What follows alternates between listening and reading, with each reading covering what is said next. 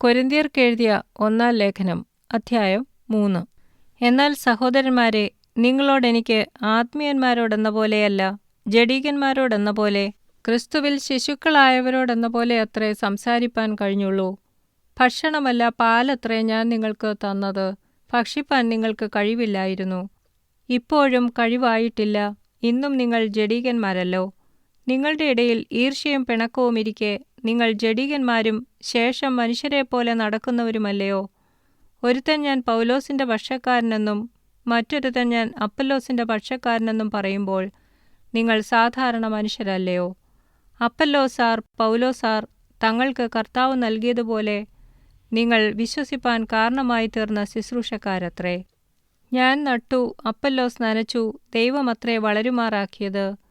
ആകയാൽ വളരുമാറാക്കുന്ന ദൈവമല്ലാതെ നടുന്നവനും നനയ്ക്കുന്നവനും ഏതുമില്ല. നടുന്നവനും നനയ്ക്കുന്നവനും ഒരുപോലെ ഓരോരുത്തന് താൻ്റെ അധ്വാനത്തിനൊത്തവണ്ണം കൂലി കിട്ടും. ഞങ്ങൾ ദൈവത്തിൻ്റെ കൂട്ടുവേലക്കാർ, നിങ്ങൾ ദൈവത്തിൻ്റെ കൃഷി, ദൈവത്തിൻ്റെ ഗൃഹനിർമ്മാണം.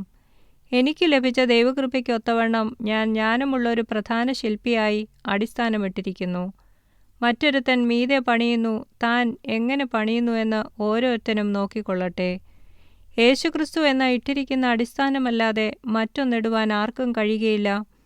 ആ അടിസ്ഥാനത്തിന്മേൽ ആരെങ്കിലും പൊന്ന്, വെള്ളി, വിലയേറിയ കല്ല്, മരം, പുല്ല്, വൈക്കോൽ എന്നിവ പണിയുന്നുവെങ്കിൽ അവനവൻ്റെ പ്രവൃത്തി വെളിപ്പെട്ടു വരും.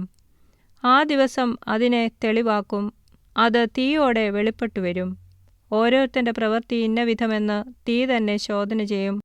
ഒരുത്തൻ പണിത പ്രവൃത്തി നിലനിൽക്കും എങ്കിൽ അവന് പ്രതിഫലം കിട്ടും. ഒരുത്തൻ്റെ പ്രവൃത്തി വെന്തുപോയെങ്കിൽ അവന് ഛേദം വരും. താനോ രക്ഷിക്കപ്പെടും, എന്നാൽ തീയിൽ കൂടി എന്ന പോലെ അത്രേ. നിങ്ങൾ ദൈവത്തിൻ്റെ മന്ദിരമെന്നും ദൈവത്തിൻ്റെ ആത്മാവ് നിങ്ങളിൽ വസിക്കുന്നുവെന്നും അറിയുന്നില്ലയോ? ദൈവത്തിൻ്റെ മന്ദിരം നശിപ്പിക്കുന്നവനെ ദൈവം നശിപ്പിക്കും. ദൈവത്തിൻ്റെ മന്ദിരം വിശുദ്ധമല്ലോ, നിങ്ങളും അങ്ങനെ തന്നെ. ആരും തന്നെത്താൻ വഞ്ചിക്കരുത്. താൻ ഈ ലോകത്തിൽ ജ്ഞാനിയെന്ന് നിങ്ങളിൽ ആർക്കെങ്കിലും തോന്നിയാൽ അവൻ ജ്ഞാനിയാകേണ്ടതിന് ഭോഷനായി തീരട്ടെ. ഈ ലോകത്തിൻ്റെ ജ്ഞാനം ദൈവസന്നിധിയിൽ ഭോഷത്വമത്രേ. അവൻ ജ്ഞാനികളെ അവരുടെ കൗശലത്തിൽ പിടിക്കുന്നുവെന്നും കർത്താവ് ജ്ഞാനികളുടെ വിചാരം വ്യർത്ഥം എന്നറിയുന്നു എന്ന് എഴുതിയിരിക്കുന്നുവല്ലോ.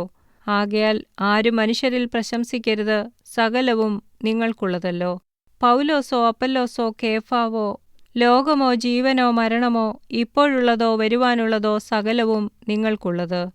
നിങ്ങളോ ക്രിസ്തുവിനുള്ളവർ, ക്രിസ്തു ദൈവത്തിനുള്ളവൻ.